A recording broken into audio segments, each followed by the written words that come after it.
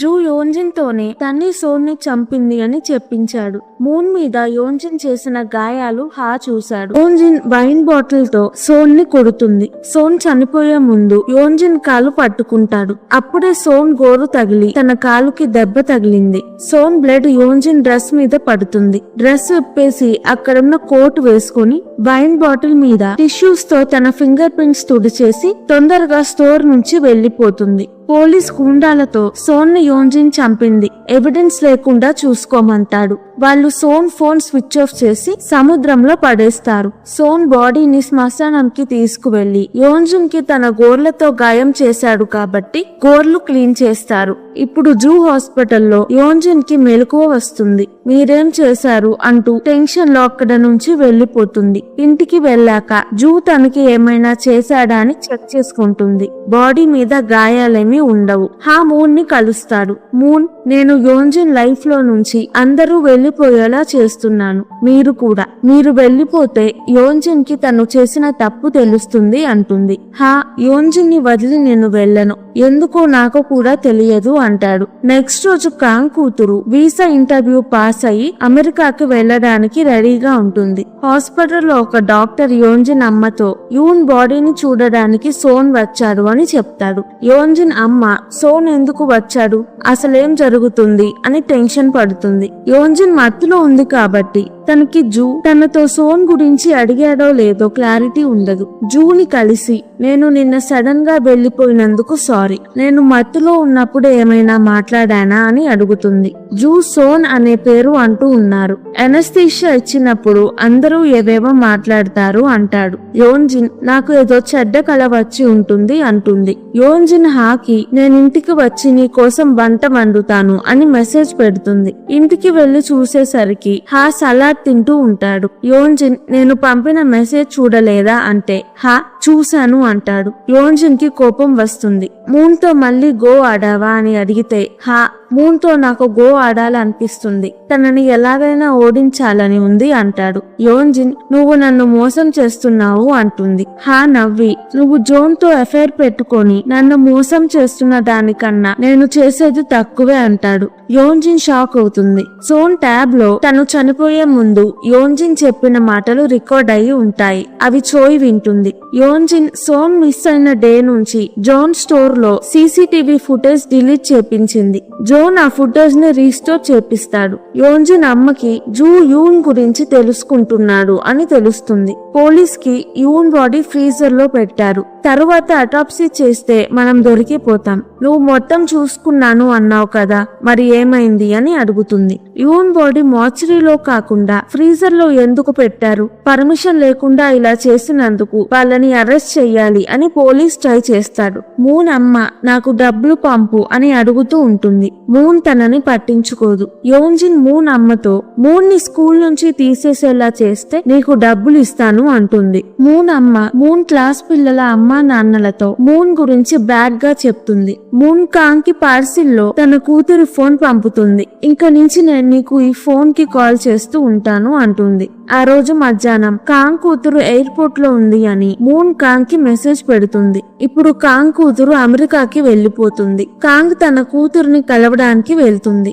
కానీ తన ఇంటి ముందు యోన్జిన్ ఉంటుంది. యోన్జిన్ నాకు నువ్వు నీ కూతురుని అమెరికాకి పంపిస్తున్నావు అని తెలుసు. నీ కూతురు సేఫ్ గా అమెరికాకి వెళ్లాలంటే మూన్ కి నువ్వు కాకుండా ఇంకా ఎవరు హెల్ప్ చేస్తున్నారో చెప్పు అంటుంది. కాంగ్ ఒక అతను హెల్ప్ చేస్తున్నాడు అని విన్నాను, కానీ అతను ఎవరో నాకు తెలియదు, కనుక్కొని నీకు చెప్తాను అంటుంది. యోన్జిన్ దానితో పాటు జోన్ సారా చోయ్ ని ఫాలో అయ్యి వాళ్ళు ఎప్పుడు ఎవరిని కలుస్తున్నారో నాకు చెప్పు అంటుంది. కాంగ్ కూతురు కాంగ్ కోసం ఎయిర్పోర్ట్ లో వెయిట్ చేస్తుంది. యోన్జిన్ కాంగ్ హస్బెండ్ కి బెట్టింగ్ ఆడడానికి డబ్బులు ఇస్తుంది. కాంగ్ హస్బెండ్ కొన్ని రోజులుగా ఇంటికి రావట్లేదు, బెట్టింగ్ ఆడుతూ ఉన్నాడు. ఇవాళ యోన్జిన్ తనకి డబ్బులు ఇవ్వలేదు. యోన్జిన్ కాంగ్ తో నీ హస్బెండ్ ఇవాళ తొందరగా ఇంటికి వస్తాడు, నీకు పనిష్మెంట్ ఇవ్వాలి కదా అంటుంది. కాంగ్ తన కూతుర్ని కలవడానికి వెళ్తే తన హస్బెండ్ కి డౌట్ వస్తుంది అని కాంగ్ ఇంట్లోనే ఉంటుంది. ఎయిర్పోర్ట్ కి వెళ్ళదు. తన హస్బెండ్ వచ్చి జాబ్ ఎందుకు మానేసావ్, ఇప్పుడు బెట్టింగ్ ఆడడానికి నా దగ్గర డబ్బు లేవు. మన కూతురిని నాకు చెప్పకుండా ఎక్కడికి పంపించావు అని కొడతాడు. కాంగ్ సైలెంట్ గా ఉంటుంది. కాంగ్ కూతురు ఫ్లైట్ టైం అవుతుంది, మా అమ్మ నన్ను చూడడానికి రాలేదు అని బాధపడుతూ ఫ్లైట్ ఎక్కుతుంది. కాంగ్ తన కూతురిని కలవలేకపోతుంది. మూన్ కాంగ్ కూతురిని దూరం నుంచి చూస్తూ ఉంటుంది. కాంగ్ రాలేకపోయిందని తనకి కూడా బాధ వేస్తుంది. కాంగ్ కూతురు అమెరికాకి వెళ్ళాక కాంగ్ కి మెసేజ్ పెడుతుంది, నేను బానే ఉన్నాను, నువ్వు వస్తావని ఎదురు చూశాను, నువ్వు రాలేదు, నీ కోసం ఇక్కడ వెయిట్ చేస్తూ ఉంటాను, ఐ లవ్ యూ అని మెసేజ్ పెడుతుంది. కాంగ్ ఆ మెసేజ్ చదివి ఏడుస్తుంది. తన హస్బెండ్ కి తన కూతురు గురించి తెలియకూడదు అని ఫోన్ దాచిపెడుతుంది. కాంగ్ పర్స్ లో చాలా డబ్బులు ఉండడం చూసి ఈ డబ్బులు ఎక్కడి నుంచి వచ్చాయి అని తన హస్బెండ్ తనని కొడతాడు. కాంగ్ ఎవరి నుంచో నాకు డబ్బులు వచ్చాయి, నన్ను ఒకళ్ళకి మెసేజ్ పంపమన్నారు, నాకు భయం వేసి పంపలేదు అని అబద్ధం చెప్తుంది. తన హస్బెండ్ డబ్బుల కోసం మెసేజ్ పెడతాడు. మెసేజ్ పంపింది యోంజిన్ అమ్మకి, నీ కూతురు ఒకరిని చంపింది అనే మెసేజ్. యోంజిన్ అమ్మ మెసేజ్ చూడగానే భయపడుతుంది. ఇది మూన్ వేసిన ప్లాన్. మూన్ జూన్ తో నన్ను కలవక ముందే నీకు సోన్ ఎవరో తెలుసు, నాకెందుకు చెప్పలేదు, నేను సోన్ ని చంపాను అనుకుంటున్నావా అని అడుగుతుంది. జూ, నువ్వేం చేసినా నేను నీకు సపోర్ట్ చేస్తాను, నా లైఫ్ లో కూడా నాకు నీలానే జరుగుతుంది, నువ్వు నన్ను కాపాడుతావు అని నాకు అనిపిస్తుంది అంటాడు. పోలీస్ సోన్ బాడీని ఎవిడెన్స్ గా యోంజిన్ దగ్గర నుంచి డబ్బులు తీసుకోవాలని సేఫ్ గా శ్మశానంలో ఉంచుతాడు. మూన్ జూ ఆ శ్మశానాన్ని కొంటారు. అది ఎవరికీ తెలియదు. కాంగ్ పోలీస్ ని ఫాలో అయ్యి తను ఎక్కువ మూసేసిన ఫ్యూనరల్ హోమ్ కి వెళ్తున్నాడు అని తెలుసుకుంటుంది. మూన్ తో అక్కడికి వెళ్లి మార్చురీలో కరెంట్ మీటర్ ఎక్కువగా ఉండడం చూస్తారు. మూసేసిన చోట కరెంట్ ఎందుకు ఇంత వాడుతున్నారు అని నెక్స్ట్ రోజు మూన్ జూ పోలీస్ లాగా అక్కడికి వెళ్లి చూస్తారు. మార్చురీలో ఉన్నది సోన్ బాడీ. మూన్ సోన్ బాడీని మెడ మీద టాటూ చూసి గుర్తుపడుతుంది. పోలీస్ సోన్ బాడీని ఈ ఫ్యూనరల్ హోమ్ లో దాచిపెట్టి వాచ్మెన్ ని కాపలా ఉంచుతాడు. నిజం తెలుసుకోవడానికి చోయ్ తో యోంజిన్ ని జూ క్లినిక్ కి రప్పించి ఎనస్థీషియా ఇచ్చాక తన కాలుకి అయిన గాయం నుంచి శాంపిల్ తీసుకొని యోంజిన్ నుంచి మొత్తం తెలుసుకుంటారు. ప్రెజెంట్ లో యోంజిన్ కాంగ్ ని మూన్ తో పని చేస్తుంది ఎవరో తెలుసుకున్నావా అని అడుగుతుంది. కాంగ్, అతని పేరు జూ, క్లినిక్ ఉంది, తన అమ్మ నాన్న పెద్ద హాస్పిటల్ కి ఓనర్స్ అంటుంది. యోంజిన్ సర్జరీ అప్పుడు జూ సోన్ గురించి నన్ను అడిగి ఉంటాడు అనుకుంటుంది. యోంజిన్ న్యూస్ చదవడం చూస్తూ యూన్ అమ్మకి నా కూతురిని చంపేసి నువ్వు బాగా లైఫ్ గడుపుతున్నావు అని యోంజిన్ మీద చాలా కోపం వస్తుంది. యోంజిన్ కి యూన్ ఆత్మ కనిపించినట్టు ఉంటుంది. తనకి భయం వేస్తుంది. యోంజిన్ అమ్మకి నీ కూతురు ఒకరిని చంపేసిందని నాకు తెలుసు అని మెసేజ్ వస్తుంది. తను చాలా టెన్షన్ గా ఉంటుంది. మెసేజ్ పంపించింది కాంగ్ హస్బెండ్. మూన్ కాంగ్ తో ప్లాన్ చేసి కాంగ్ హస్బెండ్ తో యోంజిన్ అమ్మకి మెసేజ్ పెట్టేలా చేస్తారు. యోంజిన్ అమ్మ టెన్షన్ తో పోలీస్ కి కాల్ చేస్తుంది. పోలీస్ ఫోన్ ఎత్తడు. తను పోలీస్ స్టేషన్ కి వెళ్లి పోలీస్ తో ఎవరో నాకు మెసేజ్ చేస్తూనే ఉన్నారు, నీకు ఫోన్ చేస్తుంటే నువ్వు ఎత్తట్లేదు, నువ్వు అన్ని చూసుకోవాలి, అందుకే నీకు అంత డబ్బులు ఇచ్చాను, నువ్వు మంచి లైఫ్ బ్రతుకుతుంది నా వల్లే అని పోలీస్ ని తిడుతుంది. పోలీస్, నాకు పనులుంటాయి, నీకు మెసేజ్ పెట్టిన అతని డీటెయిల్స్ నీకు పంపించాను కదా, నువ్వు నన్ను కంట్రోల్ చేయలేవు అని కోపంగా వెళ్లిపోతాడు. స్కూల్లో టీచర్ చూ అమ్మాయిల ఫోటోలు తీస్తూ ఉంటాడు. మూన్ ఆ ఫొటోస్ జాన్ కి పంపిస్తుంది. జాన్ ఏంటివి అని అడిగితే మూన్ చూ పిల్లల ఫోటోలు తీస్తున్నాడు, వాళ్ళలో ఏసోల్ కూడా ఉంది, నీకు పంపాలా హాకి పంపాలా అని ఆలోచించాను, నువ్వు ఏసోల్ తండ్రి కాబట్టి నీకు పంపాను అంటుంది. స్కూల్లో చూ మళ్ళీ ఫొటోస్ తీస్తూ ఉంటాడు. మూన్ చూని ఆపుతుంది. చూ కావాలనే మూన్ కి ఎక్కువ వర్క్ ఇస్తాడు. మూన్ చూని చంపడానికి ప్లాన్ వేస్తూ ఉంటుంది. అప్పుడు జాన్ వచ్చి చూ కెమెరాలో మెమరీ కార్డ్ తీసుకొని చూని తన కెమెరాతోనే కొడతాడు. స్టాఫ్ రూమ్ లో టీచర్స్ పోలీస్ కి కాల్ చేస్తారు. జాన్ చూని కొడుతూ ఉంటాడు. ఏసోల్ అక్కడికి వస్తుంది. ఏసోల్ ని చూసి చూని కొట్టడం ఆపుతాడు. ఏసోల్ ఏడుస్తూ హాకి కాల్ చేసి జాన్ స్కూల్ కి వచ్చి మా టీచర్ ని కొట్టాడు అని చెప్తుంది. జాన్ ని పోలీస్ స్టేషన్ కి తీసుకువెళ్తారు. పోలీస్ తో చూని అరెస్ట్ చెయ్యండి అని మాట్లాడుతుంటే అక్కడికి హా వస్తాడు. నా కూతురు విషయంలో నువ్వు మధ్యలో రావద్దు, నేను చూసుకుంటాను అంటాడు. జాన్, నేను ఏసోల్ నాన్నని, నువ్వు కాదు అంటాడు. ఇద్దరూ తన్నుకుంటారు. నా కూతురు గురించి నేను చూసుకుంటాను అని కోపంగా వెళ్లిపోతాడు. కాంగ్ హస్బెండ్ యోంజిన్ అమ్మని బ్లాక్మెయిల్ చేస్తూ డబ్బులు తీసుకుంటాడు. కాంగ్ ని షాపింగ్ కి తీసుకువెళ్తాడు. కాంగ్ వాళ్ళతో పెట్టుకోవద్దు, ఆమె కూతురు ఒక్కల్ని కాదు ఇద్దరిని మర్డర్ చేసింది అని చెప్తుంది. ఇంకా ఎక్కువ డబ్బులు వస్తాయని తన హస్బెండ్ ఆనందంగా ఉంటాడు. పోలీస్ పంపిన గూండాలు కాంగ్ ఫ్యామిలీని ఫాలో అవుతూ ఉంటారు. సోహీకి తెలిసిన గూండాల గ్యాంగ్ ని మూన్ పోలీస్ గూండాలని డీల్ చేయడానికి పంపిస్తుంది.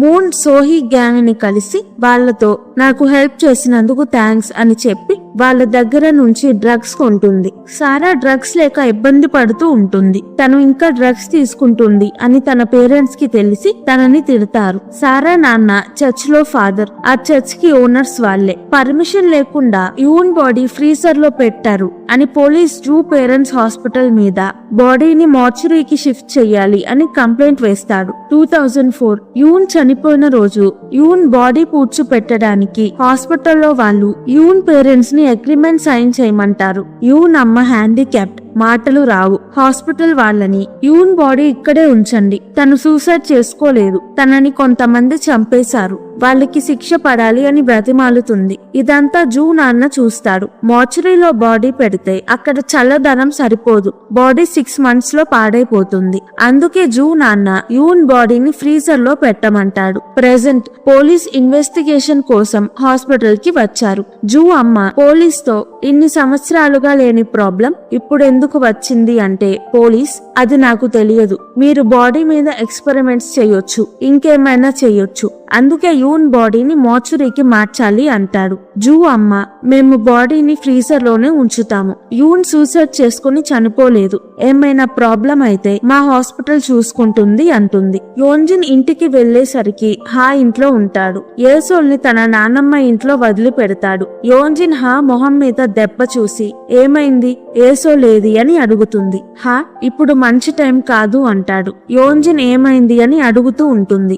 యోంజిన్ ని తిట్టి, నాకు నీ సీక్రెట్స్ అని తెలుసు, జాన్ ఏసోల్ నాన్న అని కూడా తెలుసు, నువ్వు ఒప్పుకున్నా ఒప్పుకోకపోయినా ఏసోల్ నా కూతురే, నాతోనే ఉంటుంది అంటాడు. యోంజిన్ ఇప్పటిదాకా ఏసోల్ కి తన గురించి తెలియకుండా చూసుకుంది, కానీ ఇప్పుడు ఇద్దరికి తన గురించి తెలిసిపోయింది. మూన్ అమ్మ మూన్ క్లాస్ లో స్టూడెంట్స్ పేరెంట్స్ కి మూన్ గురించి చెడ్డగా చెప్తుంది. మూన్ ని స్కూల్ నుంచి తీసేస్తారు. మూన్ అమ్మ యోంజిన్ ఇచ్చిన డబ్బులతో కొత్త బట్టలు, హ్యాండ్ బ్యాగ్స్ కొంటుంది. మూన్ ఇంటికి వెళ్లి వాళ్ళ అమ్మతో, నా లైఫ్ ఎందుకు నాశనం చేస్తున్నావు, నాకు సపోర్ట్ చేయకపోయినా పర్లేదు, నా శత్రువుతో పని చేయకు అని ఏడుస్తూ బట్టలు చింపుతుంది. మూన్ అమ్మ మూన్ ని కొడుతుంది. మూన్ కి రక్తం వస్తుంది. మూన్ అమ్మ మూన్ ఇంట్లో ఉంటుంది. మూన్ 1 week లో ఖాళీ చేసి వెళ్లిపో అంటుంది. మూన్ అమ్మ నేను వెళ్ళను అంటుంది. మూన్ అక్కడ నుంచి వెళ్లిపోయి తన కార్ ఎక్కి గట్టిగా ఏడుస్తుంది. అప్పుడే జాన్ వచ్చి మూన్ తో, హాని పోలీస్ స్టేషన్ కి నువ్వే పిలిచావా అని కార్ దిగమని ఇబ్బంది పెడుతూ ఉంటాడు. తను ఎక్కడికి వెళ్లకుండా అడ్డంగా ఉంటాడు. జూ వస్తాడు. కార్ లో ఫాస్ట్ గా వచ్చి సడన్ గా జాన్ ముందు ఆపుతాడు. జాన్ పక్కకి దూకుతాడు. జూ కార్ దిగి జాన్ తో, అడ్డంగా ఉన్నారు, పక్కకి జరగండి అని కార్ ఎక్కుతాడు. జాన్ లెగిచి జూ కార్ ముందు నిల్చుంటాడు. జూ, జరగకపోతే నిజంగా గుద్దుతాను అని కార్ తో జాన్ ని గుద్దపోతాడు. జాన్ పక్కకి జరుగుతాడు. మూన్ జూ అక్కడ నుంచి వెళ్లిపోతారు. మూన్ అమ్మ వెళ్లేదాకా మూన్ జూతో ఉంటుంది. మూన్ ఏడుస్తూ ఉంటుంది. జూకి మూన్ ని ఎలా ఓదార్చాలో అర్థం కాదు. మూన్ ని చూసి బాధపడతాడు. మూన్ అమ్మ దగ్గర జూ ఫోన్ నంబర్ ఉంటుంది. జూకి మెసేజ్ చేస్తూ ఉంటుంది. నెక్స్ట్ రోజు మూన్ సారా చర్చ్ కి వెళ్తుంది. మూన్ ని ఫాలో అవుతున్న కాంగ్ యోంజిన్ కి కాల్ చేసి మూన్ సారా చర్చ్ కి వెళ్తుంది అని చెప్తుంది. సోహీ గ్యాంగ్ మూన్ కి ఒక కొత్త ఫోన్ ఇస్తారు. ఫోన్ నుంచి సారాకి, నా దగ్గర డ్రగ్స్ ఉన్నాయి, కావాలంటే నేను చెప్పిన చోటకి రా అని మెసేజ్ పెడుతుంది. సారా అక్కడికి వెళ్లి డ్రగ్స్ తీసుకుంటుంది. సారా డ్రగ్స్ తీసుకుంటుంది అని చర్చ్ లో ఉన్న వాళ్ళందరికీ మూన్ మెసేజ్ పెడుతుంది. అందరూ సారా ఉన్న రూమ్ కి వెళ్లి ఫొటోస్ తీస్తారు. యోంజిన్ వస్తుంది. మూన్ తో, సారా జైల్ కి వెళ్లినా తొందరలోనే తనని వదిలేస్తారు అంటుంది. యోంజిన్ స్కూల్లో మూన్ కి యూన్ కి చేసిందంతా సోంగ్ హీ ఇంటర్నెట్ లో పెడుతుంది న్యూస్ ఆమె స్కూల్లో చేసిన వైలెన్స్ అని. యోన్జిన్ కి మెసేజెస్ వస్తూ ఉంటాయి. మూన్ యోన్జిన్ తో సారాని జైలు నుంచి తొందరగా వదిలేసినా నిన్ను వదలరు, నువ్వు ఇద్దరిని చంపావు కదా అంటుంది. యోన్జిన్ ప్రూఫ్ ఉందా అంటే మూన్ నవ్వుతూ నువ్వు ఊహించని ప్రూఫ్ నా దగ్గర ఉంది అంటుంది. యోన్జిన్ టెన్షన్ పడుతుంది. మూన్ తన ప్లాన్ లో ముందుకు వెళ్తుంది. తరువాత ఏం జరుగుతుందో నెక్స్ట్ పార్ట్ లో చూద్దాం. ఈ వీడియో కనుక మీకు నచ్చినట్టయితే ప్లీజ్ వీడియోని లైక్ చేసి ఛానల్ ని సబ్స్క్రైబ్ చేసుకోండి. ఇలాంటి ఏషియన్ డ్రామా కావాలంటే కింద కమెంట్స్ లో చెప్పండి, నేను తప్పకుండా ఎక్స్ప్లెనేషన్ వీడియో చేస్తాను. Thank you. మళ్ళీ వచ్చే వీడియోలో కలుద్దాం.